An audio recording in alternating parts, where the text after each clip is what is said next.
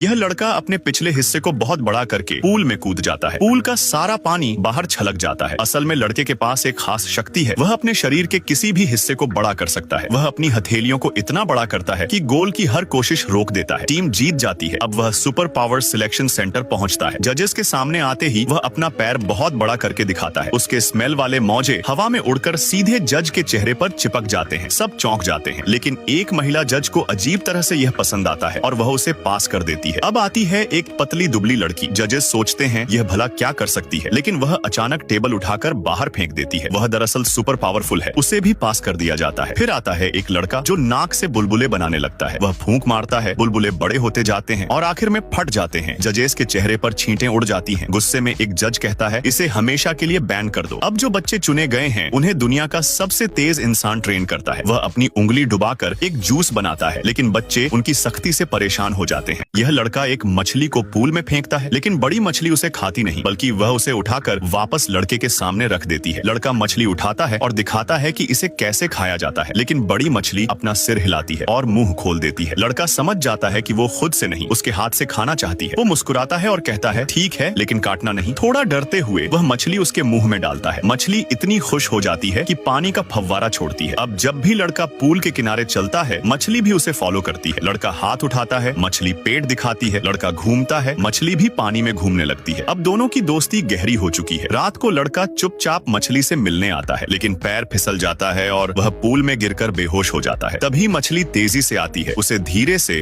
अपनी पीठ पर उठाकर किनारे तक ले जाती है और उसकी जान बचा लेती है। और फिर इस लड़की को अचानक पता चला कि शायद उसका परिवार पहले ही मर चुका है। वे पिछले 25 सालों से एक अजीब सी विला में रह रहे थे, जहाँ हर दिन बिल्कुल एक जैसा होता था। हर सुबह वही इंटरकॉम पर भाई की आवाज, माँ रोज वही कहती, पिता हमेशा एक टूटी हुई कार को ठीक करने में लगे रहते जो कभी ठीक नहीं होती। भाई वही गेम खेलता जिसे वो कभी जीत नहीं पाता। लिसा ने कई बार इस चक्र को तोड़ने की कोशिश की, लेकिन हर बार नाकाम रही। वो खिड़की के पर्दे हटाती तो बाहर वही घना कोहरा, वही सूनी दुनिया। वो डरती थी बाहर जाने से। पर एक दिन एक साया उसकी खिड़की के पास से गुजरा। वो डर कर भागी और गुस्से में एक वाद्य यंत्र बजाने लगी। तभी उसे किसी औरत की अजीब आवाज सुनाई दी। बार बार उसका नाम पुकारती हुई वो छत की तरफ गई जहाँ से आवाज आ रही थी। वेंटिलेशन डक्ट में झांका, लेकिन वहाँ कुछ नहीं था। तभी माँ आ गई। फिर वही डांट, कपड़े क्यों नहीं धोए। लिसा वापस अपने कमरे में चली गई और सो गई। उसे नहीं पता कब सोई, लेकिन तभी दरवाजा खुलने की आवाज आई। 25 सालों में ऐसा कभी नहीं हुआ था। किसी ने धीरे से उसके बिस्तर के पास आकर हाथ बढ़ाया। वो चीखी और उठ गई, लेकिन वहाँ कोई नहीं था। डर को पीछे छोड़ उसने जाकर छत का लाल लकड़ी का दरवाजा खोला और नींद से जाग गई। इंटरकॉम पर भाई की सिसकियां सुनाई दी। उसके माता पिता लड़ रहे थे और पिता उसे कार बिगड़ने का जिम्मेदार ठहरा रहे थे। सब कुछ अजीब सा नया लग रहा था। क्या ये सच है या फिर एक और चक्र शुरू हो चुका है? इस खूबसूरत राजकुमारी को एक अजीब बीमारी थी। वह उन सभी चीजों को देख सकती थी जो बाकी लोगों को दिखाई नहीं देती थी। उसका भाई और पूरा परिवार इसे बकवास समझते थे। भाई की शादी वाले दिन हंका ने पंडित के पीछे भयानक पंख देखे। वह डर गई मगर कुछ नहीं बोली। तभी शादी में हंगामा मच गया। भाई किसी अजनबी से लड़ रहा था। अजनबी भाग गया। रात में वही अजनबी हंका के सामने आया। उसने उससे कहा, तुम सच देखती हो, खुद से मत भागो। मैं राक्षस शिकारी हूँ, तुम्हें बस सच बताना होगा। हंका को शक हुआ। उसने पहरेदारों को बुलाया, लेकिन शिकारी गायब हो चुका था। धीरे धीरे हंका को यकीन होने लगा, क्योंकि उसने फिर वही पंखों वाला साया देखा। एक सफेद खरगोश उसे रहस्यमयी घर ले गया। वहाँ शिकारी ने बताया, कुछ राक्षस अच्छे होते हैं, कुछ खतरनाक। जो इंसानों का नुकसान चाहते हैं उन्हें खत्म करना पड़ता है। हंका को तब विश्वास हुआ जब उसे पता चला कि भाई की होने वाली पत्नी असल में राक्षसी थी, जो गला काटकर आवाज चुराती थी। शिकारी ने उसे एक औषधि दी जिससे वह भाई की जान अस्थायी रूप से बचा सकती थी, पर राक्षसी को खत्म करना अब जरूरी था।